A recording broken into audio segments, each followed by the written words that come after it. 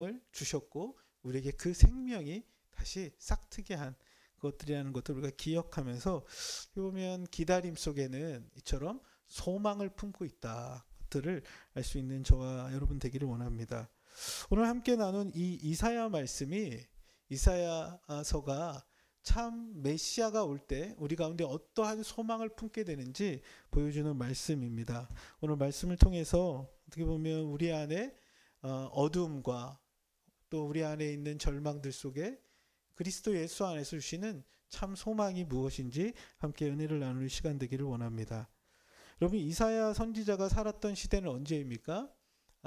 보통 우리가 그 북이스라엘이 아수르에 의해서 멸망되고 이제 남유다도 아수르가 둘러싸서 공격해 들어오고 있던 시대였죠. 그렇죠?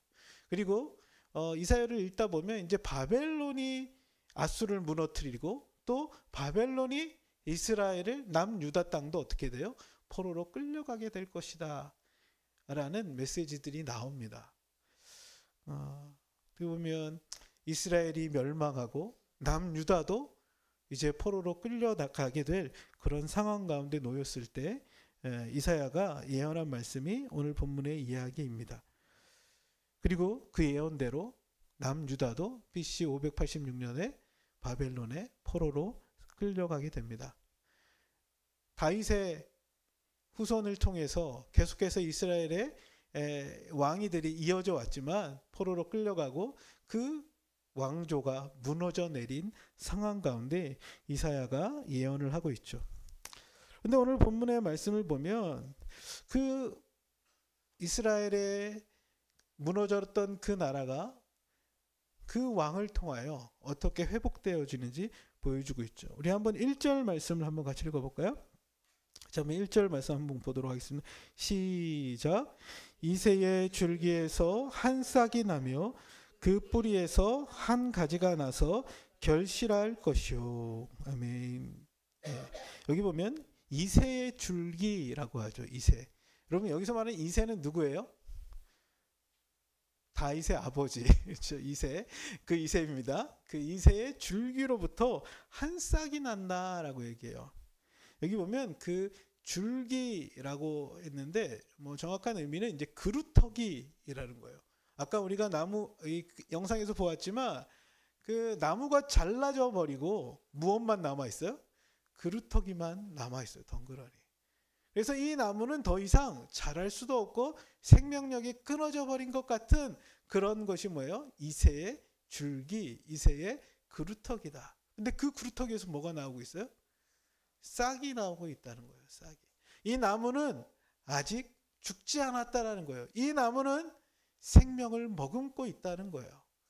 포로로 끌려가고 나라는 멸망하고 왔지만 그 속에 이새의 줄기로부터 이새의 그루터기로부터 새순이 돋아날 것이다 라고 얘기해요.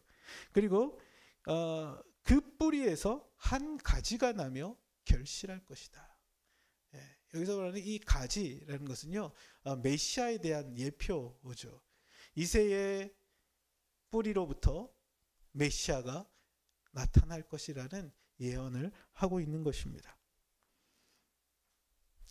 여러분, 예수님이 누구의 후손으로부터 왔어요? 성경을 이제 신약이 딱 열리면 구약이 마치고 신약이 마태복음이 딱 열릴 때 뭐라고 시작하죠? 아브라함과 다윗의 자손 예수 그리스도의 세계라라고 이야기해요. 하나님께서 다윗 왕에게 언약하셨던 사무엘상에서 다윗 왕에게 약속하셨던 그 약속을 잊지 않으시고 그 약속을 이어가세요. 그게 뭐예요? 다윗의 육체로는 다윗의 후손을 통해서 메시아를 보낼 것이라는 그 약속을 이어가는 거죠. 그래서 이사야서 9장과 11장에서 이새의 씨로부터 이새의 싹으로부터 그 메시아가 올 것을 이야기하고 있어요. 근데 그 위에 무엇이 임합니까? 2절과 3절에 보면 그 위에 여호와의 영, 곧 지혜와 총명의 영이요 모략과 재능의 영이요 지식과 여호와를 경외하는 영이 강림하시리니. 여호와의 영이 임하고 그 메시아는 그의 일을 합니다. 그를 경외함으로 즐거움을 삼을 것이고 그의 눈에 보이는 대로 심판하지 아니하며 그의 귀에 들리는 대로 판단하지 아니하며. 여러분, 우리는 보통 눈에 보이는 대로, 들리는 대로, 우리의 감각기관을 통해서 이해하는 만큼 판단하고 이해하는 만큼 행동하는데, 그분은 눈에 보이는 것만 보지 않고 귀에 들리는 것만 들리지 않고 어떻게 판단하시고 어떻게 심판하십니까? 정의와 공의대로 심판하신다. 우리 한번 4절과 5절도 한번 읽어볼까요? 시작. 공의로 가난한 자를 심판하며 정직으로 세상의 겸손한 자를 판단할 것이며 그의 입의 막대기로 세상을 치며 그의 입술의 기운으로 악인을 죽일 것이며 공의로 그의 허리띠를 삼으며 성실로 그의 몸에 띠를 삼으리라. 아멘. 예. 그의 판단, 그의 재판은 어떻다는 거예요?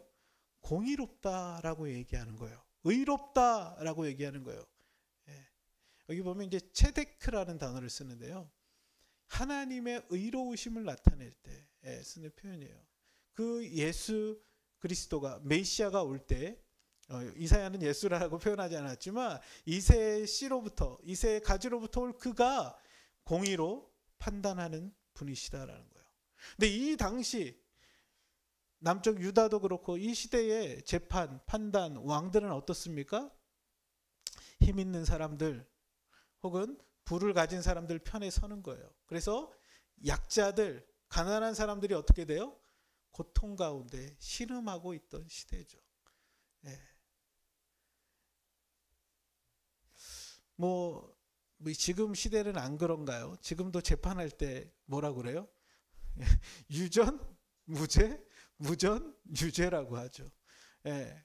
하다못해 누구라도 법조계에 아는 사람 있으면 편의를 봐주고 그렇지 않으면 참 가난하고 힘없는 사람들, 변호사 구하기 힘든 사람들은 어때요? 뭐 우리 최근에 뭐 초코파이 먹었다가 그런 뭐 무죄를 선고받기도 했지만 그 중형을 선고받는 그런 시대를 보죠. 그런데 그 메시아는 어떻게 해요? 공의로 가난한 자들을 재판할 것이다. 정직으로 겸손한 자들을 판단할 것이다. 실제로 예수님이 이 땅에 오셔서 사람들 대하는 방식이 이처럼 죄인들의 편에 서시죠. 사람들이 세리라고, 사람들이 너는 더러운 사람이라고, 사람들이 너는 부정한 사람이라고 하는 사람의 편에 서서 그들의 친구가 되어주시고 그들을 격려해 주시고 그들을 일으켜 세워주십니다. 당시에 힘과 권력과 종교적인 그 세력들을 차지했던 바리새인들이라든가 서기관들에 대해서 예수님은 신랄하게 책망하십니다. 너희는 겉은 본질을 가지지만 너희의 속은 어떻다는 거예요? 회칠한 무덤과 같다라고 이야기하세요. 독사의 자식이라고 이야기합니다.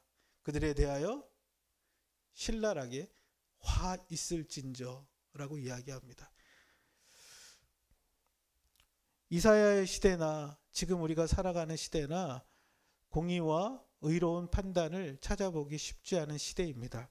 그럼에도 불구하고 그 예수 그리스도는 어떤 분이시라는 거예요? 의롭게 판단하시는 분이시다. 재판하시는 분이시다.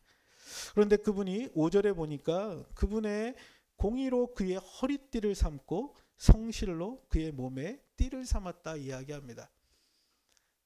그분이 여러분 허리띠는 언제 차요? 지금은 우리는 뭐 옷이 흘러내리지 않게 차지만 이 허리띠는 전쟁터에 나갈 때 차는 거예요. 전쟁터에. 그래서 이제 에베소서에 보면 하나님의 전신갑주를 입으라 하면서 로마의 군병들을 얘기하면서 무슨 허리띠를 차죠? 의의 허리띠를 쫙 매는 거예요. 뭐 많이 이렇게 쓰잖아요. 구원의 투구, 믿음의 방패, 뭐 이렇게 뭐 하지만 이 의의 허리띠를 차지 아니하면 쫙 졸라매지 않으면 어때요? 몸을 자유롭게 움직일 수가 없는 거예요. 근데 예수님은 그 의로 그의 허리띠를 삼았다. 그리고 무엇으로? 성실로 그의 몸에 띠를 삼았다. 여기서 성실이라는 건요, 그 에무나라는 건데 이제 이걸 신약 성경의 표현으로 하면 신실함이죠. 피스티스라고 표현되는 그분이 진실하고 신실하게 그분이 행하신다라고 이야기하고 있습니다. 그분이 하나님의 뜻에 따라 신실하게 일을 행하시죠. 죄악된 이 땅을 바라보며 애통해 하시며 자신이 죄를 대신 짊어지시며 신실하게 십자가의 길을 나가셨습니다. 그분이 어떤 분이시라고요? 그분이 메시아다라고 얘기하고 있는 거예요.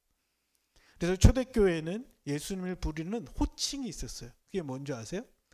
예수님을 가리킬 때마다 그리스도인들이 모여서 예수는 우리의 주님이십니다. 퀴리오스이십니다. 당시에 로마의 사람들은 그들의 주를 누구라고 고백하는 거예요? 로마의 황제가 퀴리오스입니다. 우리의 주님입니다. 이걸 고백하지 않으면 거기 로마 사회에서 살기가 쉽지 않았어요. 그런데 그리스도인들은 그때마다 그들이 예배 때마다 그들이 모일 때마다 고백하는 건 뭐예요? 예수가 우리의 주인이십니다. 예수가 우리의 왕이 되십니다. 라고 고백하는 것이었습니다. 이걸 대놓고 하지 못하니까 사람들이 그리스도인들이 어떻게 하는 거예요? 뭘 그리죠? 물고기 그림을 그리는 거예요. 이게 물고기가 무슨 우리 이렇게 어디 가면 이렇게 물고기 그림이 있잖아요. 이게 무슨 뜻인 줄 아세요? 익투스라는 거예요. 익투스라는 게 뭐냐면 예수 그리스도 우리의 주라는 고백이에요. 예수가 우리의 주님이십니다라고 고백하는 게 그리스도인들의 믿음의 고백이었다는 것입니다. 예수는 이 땅에 무엇으로 오셨다는 거예요? 참된 왕으로 오셨다는 거예요. 그래서 누가복음을 읽다 보면 앞부분에 당시의 여러 왕들의 그 당시 왕, 그 유대 땅에는 누가 왕이었고 로마의 황제는 누구였고 이야기하지만 그때 진짜 왕이 나셨다는 거예요. 그분이 누구예요? 강포에 누우신 그 예수가 참된 왕으로 오셨다는 거예요. 네? 사랑하는 우리 예당교회 성도 여러분, 여러분에게 예수는 우리가 예수를 이렇게 고백할 때 예수님은 나의 죄를 위하여 대신 죽으신 나를 죄로부터 구원해내신 분으로는 고백해요. 나의 구원자라는 고백은 있습니다. 근데 내 삶의 왕이십니다라고 고백하고 계십니까? 내 삶의 참된 주인이십니다라고 고백하고 계십니까? 가난한 자들의 편에 서시고 억눌린 자들을 건져내시는 편에 서셨던 그 주님이 나의 주님이라는 고백이 있습니까? 그래서 그 로마 시대에 왜 사람들이 그리스도인들에게 매력을 느꼈을까요? 걔네들은 참 이상했다는 거예요. 네. 저네들 제사도 안 드려. 당신은 이제 뭐 제물을 드리고 막 이런데 성찬 뭐 같이 밥 먹고 뭐 떡을 떼면서 이렇게 하는데 좀 신기해.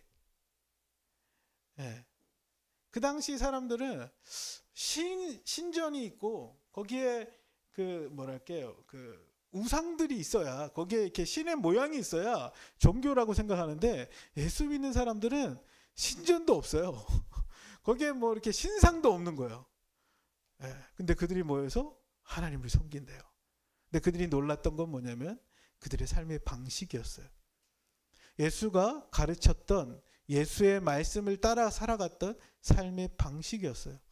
자신의 것들을 이웃들과 나누고 그리고 가난한 자들을 돌보고 그리고 원수를 사랑하고 주님이 가르쳤던 삶, 하나님을 사랑하고 이웃을 사랑했던 그 삶의 방식. 그게 뭐예요? 예수가 주인이라고 고백한 사람들은 주님의 말씀을 따라 살아가기 시작했던 거예요. 우리도 몇 해 전에 코로나가 겪었잖아요. 예수님, 그 로마 시대에도 그런 돌림병이 도는 적이 있대요. 근데 사람들이 돌림병이 도니까 사람들이 죽어가잖아요. 그러니까 어떻게 해요? 그 마을을 다 떠나 도망가는 거예요. 그런데 그 마을에 고통당하고 죽어가는 사람 곁에 남아 있었던 사람들이 있었대요. 그 사람들이 누구였을까요? 네? 그 그리스도인들이 그곳에 남아서 그 사람들을 고치는 거예요. 돌보는 거예요. 그리고 돌림병이 지나가고 전염병이 지나가고 나서 사람들이 다시 그 마을로 왔는데 여전히 이 사람이 살아있는 거예요. 병들었던 사람이 곁에서 나와서 같이 있는 거예요. 그러면서 물어보는 거죠. 왜 당신은 떠나지 않고 이 사람 곁에서 이 사람과 함께 있었냐고 그랬더니 고백하는 거죠. 저는 예수 그리스도를 나의 주인으로 고백하는 사람입니다. 그리고 예수님께서 우리에게 가르쳐 주신 말씀은 하나님을 사랑하고 이웃을 내 몸처럼 사랑하라는 말씀이었습니다. 내 형제가 여기서 죽어가고 있는데 이 형제를 놔두고 저는 떠날 수 없었습니다. 왜냐하면 예수님이 우리에게 서로 사랑하라고 가르쳐 주셨기 때문입니다. 세상의 방식과 다른 방식으로 살아갔던 그들의 모습이 그 시대에 로마의 황제를 신으로 섬겼던 사람들과 달랐던 대조된 모습이 있었다는 거죠. 저는 한국교회가 왜 이렇게 점점 어려워질까? 그 가장 핵심에는 예수를 구원자로는 고백하지만 예수를 나의 왕으로 고백하지 않는, 예수의 가르침과 예수의 삶의 방식을 따라가지 않는 이기적인 기독교의 어두운 면이 있기 때문이 아닐까 생각이 듭니다. 여러분, 우리의 삶 속에 오늘 가난한 자들의 편에 서시고 오늘 약한 자들의 편에 서셔서 눈에 보이는 대로 귀에 들리는 대로만 아니라 그의 정확한 형편을 아시고 의롭게 판단하셨던 주님처럼 주님의 의로움을 가진, 주님의 다스림을 받는 예수를 왕으로 고백하는 저와 여러분 되기를 주의 이름으로 축복합니다. 여러분, 근데 예수님이 그렇게 의롭게 신실하게 행하실 수 있던 이유가 뭘까요? 예수님 하나님의 아들이니까, 예수님 메시아로 오셨으니까 할 수 있지만 오늘 본문에서는 그에게 무엇이 임했다고 이야기하고 있어요? 2절에 보니까 한번 2절 같이 한번 읽어볼까요? 시작. 그의 위에 여호와의 영,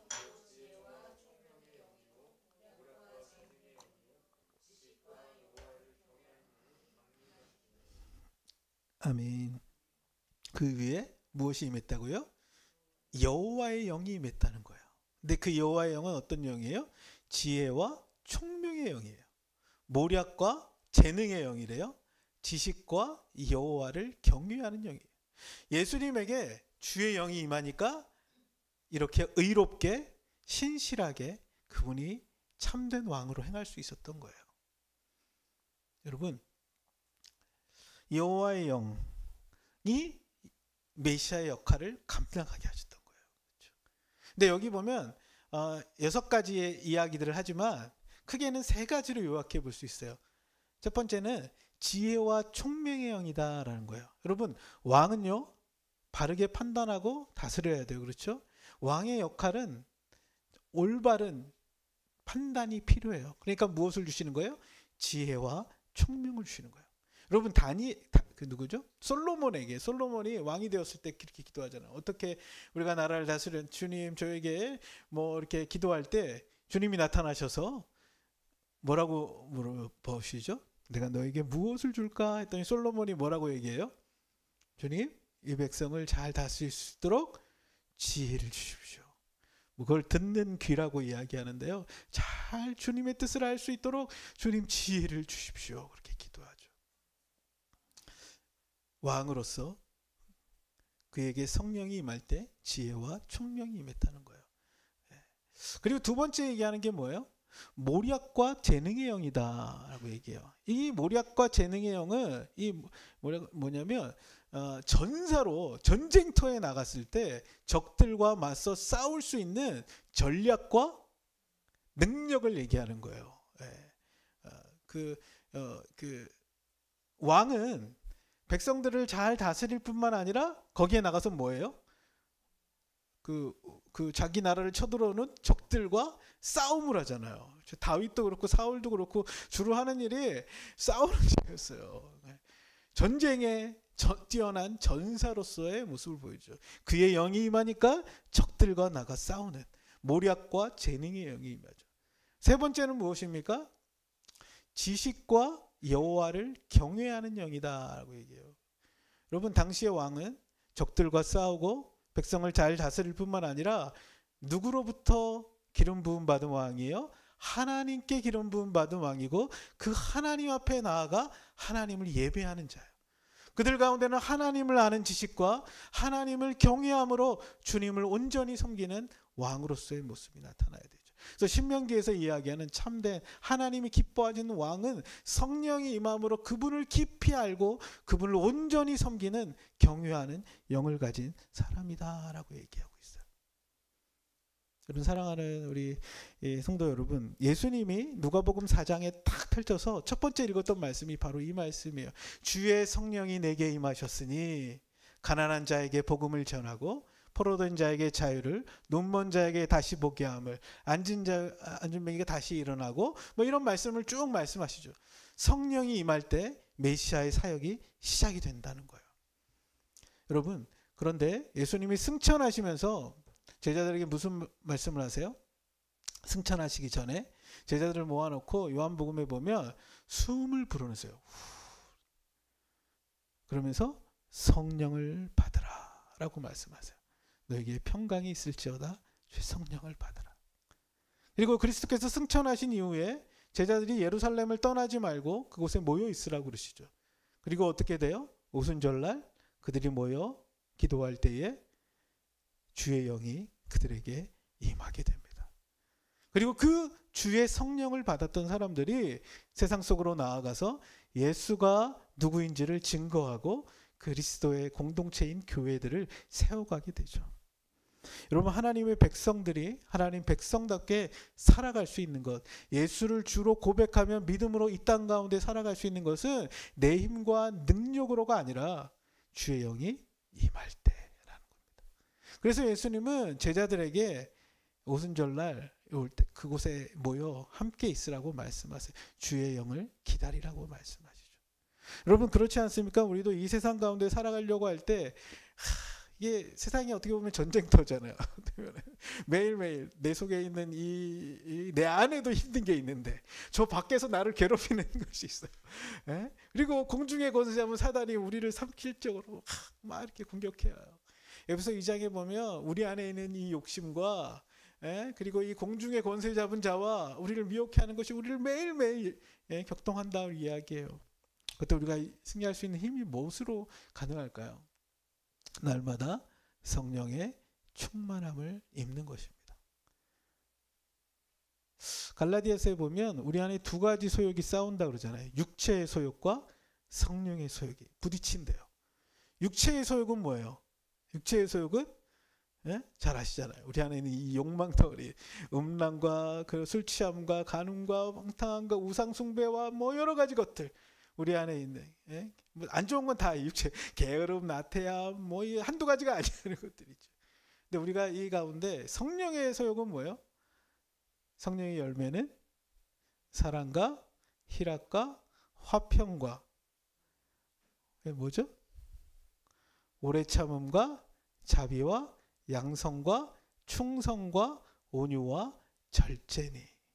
근데 이러한 것을 금지할 법이 없다. 막을 수 없다는 거예요. 주의 영이 우리 가운데 임할 때 주의 영의 충만함 가운데 우리가 서로 사랑하게 되고 주의 성령을 쫓아 온유하게 되고 주의 성령을 쫓아 인내하며 오래 참게 되고 주의 성령을 쫓아 우리 안에 참 기쁨이 회복되고 주의 성령을 쫓아 선을 행할 수 있게 되고 주의 성령을 쫓아 충성하게 되고 주의 성령이 우리에게 임할 때 주님이 원하시는 삶의 방식을 쫓아 살아갈 수 있다는 것입니다. 여러분 숨 안 쉬고 살 수 있는 사람 있으세요? 한번 지금 숨 한번 딱 참아보세요. 3분만 숨 참으면요 다 주님 만나러 가요. 사람은 숨을 쉬어야만 살 수 있어요. 근데요 성경에 보면 성령을 루하흐, 영, 호흡으로 이야기해요. 하나님의 백성은 성령의 충만함이 없으면 하나님 백성답게 살아갈 수가 없다는 거예요. 참 하나님 나라의 삶은 주의 영을 쫓아 살아가는 것이다 이 이야기예요. 우리가 숨 쉴 때마다 한번 생각해 보세요. 내가 주의 숨 쉬지 않으면 살 수 없는 것처럼 주님 제가 주의 성령으로 살지 않으면 하나님 나라를 살아갈 수 없습니다.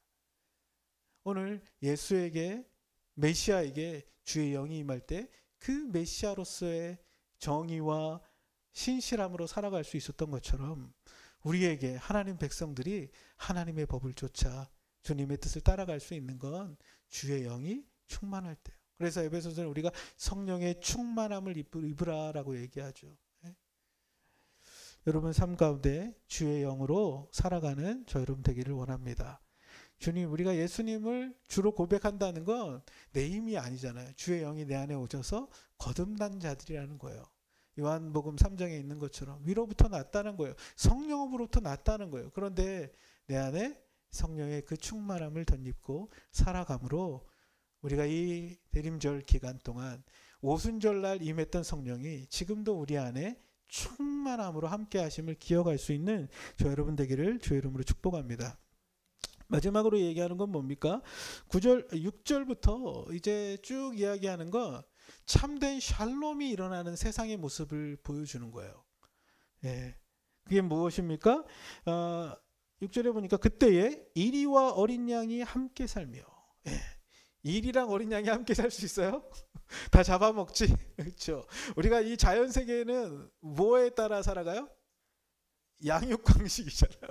근데 이리가 어린 양과 함께 산대요. 더 재밌는 건 표범이 어린 염소와 함께 누워 있대요. 예, 그리고 송아지와 어린 사자와 살찐 짐승이 함께 있어 어린아이가 이끌며, 예, 가장 약하고 가장 힘이 없는 애가 어때요? 사자를 이끌고 다녀요. 예, 그리고 살찐 짐승이 이 사자 새끼랑 같이 있는데요. 안 잡아먹고. 그럴 수 있을까요? 7절에 보면 암소와 곰이 함께 먹는데요. 예. 여러분, 소랑 곰이 먹는 게 똑같아요? 소는 뭘 먹죠? 풀을 먹어요. 암소는?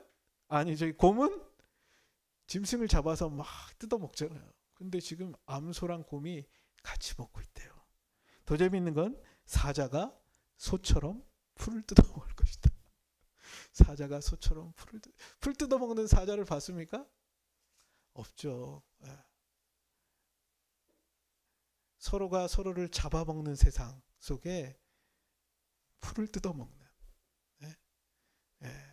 이 채식주의 세상이 돌아가는 거예요. 예. 8절에는 또 뭐라고 이야기합니까?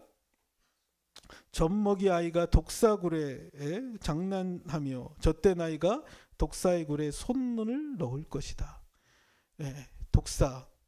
여기 보면 독사 나오는데 영상에 코브라라고, 코브라 쫙 해가지고 그냥 한번 물면 다 죽어버리잖아요. 죽여버리잖아요. 그 개들이 장난을 치는 거예요. 지금 뱀이랑, 예, 코브라랑 막, 야, 내 잡아봐 막 이러면서 노는 거예요. 예. 그런데 그걸 9절에 보니까 어떤 세상이래요? 그게, 예, 내 거룩한 산 모든 곳에서 해됨도 없고 상함도 없을 것이다. 예. 서로 해를 끼치거나 서로 파괴하는 일이 없을 것이다 라고 얘기하는 거예요. 진정한 샬롬이 일어나는, 서로가 서로 가운데 평화가 만들어지는 그 세상이 도래할 것이다. 왜 정치인들이 그런 얘기를 해요? 대동세상, 억강부양 뭐 이렇게 하는데, 그 나라는 성경에서 누가 오실 때? 그리스도가 다시 오실 때 사자와 어린 양이 함께 뒹굴고 이리와 염소가 같이 눕는 그 세상이 돌아올 것이다. 표범과 염소가 함께 뒹구는 세상, 그 모습이 일어날 것이다. 이건 어떻게 보면 그림 언어일 수도 있다고 생각해요. 예, 여러분 나중에 주님이 다시 오셔서 온 우주와 만물이 회복될 때 이런 그림을 이사야가 보았는데 정말 그렇게 실현되는지 모르겠어요. 그런데 이런 세상, 이 원리들, 서로가 서로를 정말 아끼고, 오늘 계속해서 반복하는 것은 함께 한다는 거예요. 누군가를 밟아야만 자기가 살아남을 수 있는 세상이 아니라, 누군가 것을 뺏어야만 내가 더 많은 것을 누릴 수 있는 세상이 아니라, 서로가 함께 어울려 살아가는 세상이 도래한다는 거예요. 예, 우리 미랄복지에서는 그것을 온전한 사회 통합이라고 하거든요. 장애인과 비장애인이 온전한 사회 통합을 이룬다는데, 오늘 이 마지막 날 이루어질, 그렇죠?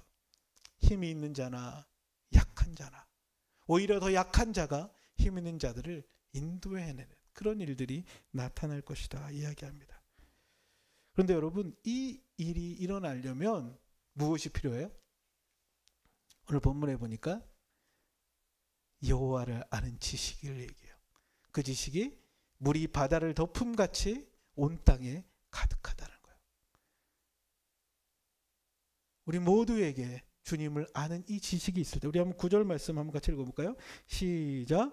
내 거룩한 삶 모든 곳에서 해됨도 없고 상함도 없을 것이니 이는 물이 바다를 덮음 같이 여호와를 아는 지식이 세상에 충만할 것임이라. 아멘. 네.